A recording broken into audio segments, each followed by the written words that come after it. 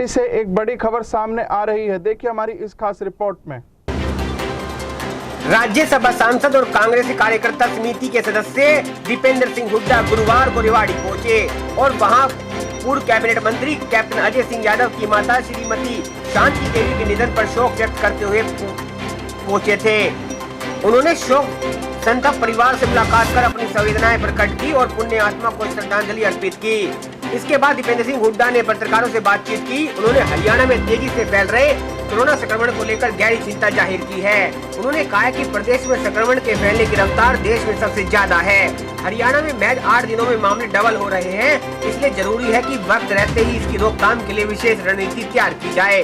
दीपेंद्र सिंह हुड्डा ने दोहराया है कि केंद्र सरकार को हरियाणा की मदद के लिए आगे आना चाहिए। सरकार को हरियाणा के दिल्ली, गुजरात या महाराष्ट्र बनने का इंतजार नहीं करना चाहिए और वक्त रहते ही सही कदम उठाने चाहिए। जिस तरह से केंद्र ने दिल्ली में टेस्टिंग 3 गुना करने पर टेस्टिंग रेट आधे करने के आदेश दिए हैं, उसी नीति को हरियाणा में भी लागू करना चाहिए, क्योंकि हरियाणा दिल्ली को 3 ओर से घेरता है और प्रदेश का बड़ा क्षेत्रफल एनसीआर में आता है।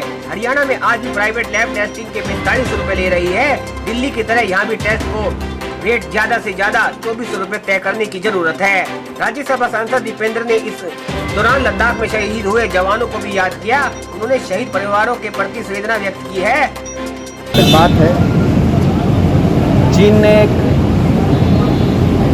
बड़ा दुस्साहस किया है। इस संकट की घड़ी में पूरा देश एकजुट है हमारी सेना के साथ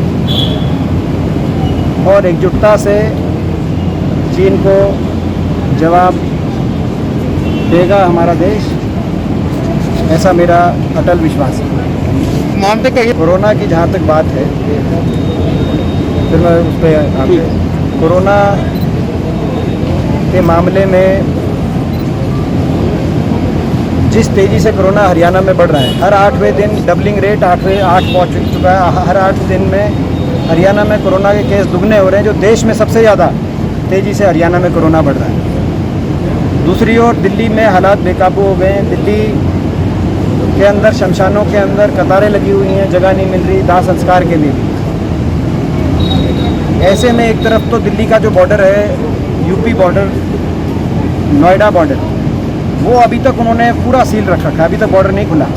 हालांकि वहाँ भी भाजपा की सरकार है, मगर इसमें पार्टी लाइन से ऊपर उठ के मामला है। हरियाणा के अंदर सरकार की क्या सोच रही कि जब हरियाणा में 12 केस थे तब तो बॉर्डर सील था। अब जब हरियाणा में दिल्ली से इतनी तेज़ी से कोरोना आ रहा है तो पूर्णतः बॉर्डर तीनों तरफ के खुले हुए हैं। तो मेरी मांग है सरकार से, कुछ ना कुछ नियंत्रण होना चाहिए हरियाणा बॉर्डर पे भी।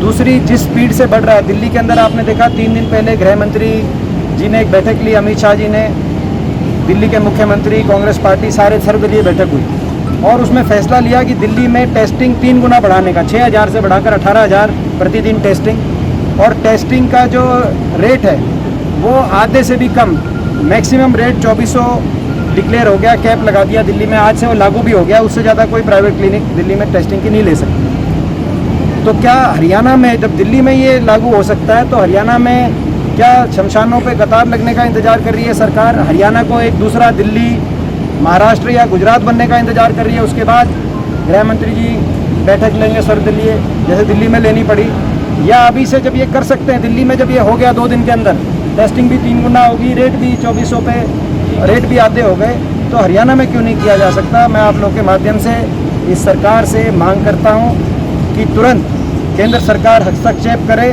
जैसे दिल्ली में हुआ है, और हमारी सरकार से डिक्लेयर कराए कि इस टेस्टिंग सस्ते में हो, अब टेस्टिंग की संख्या हरियाणा में बढ़े, दिल्ली का बॉर्डर पे पूरा सील ना हो तो नियंत्रण हो कुछ ना कुछ, ताकि हरियाणा वासियों को सबसे तेज गति से बढ़ते हुए कोरोना के प्रकोप से बचाया जा सके। रेवाड़ी से एनसीआर न्यूज के लिए राजेश शर्मा की खास रिपोर्ट।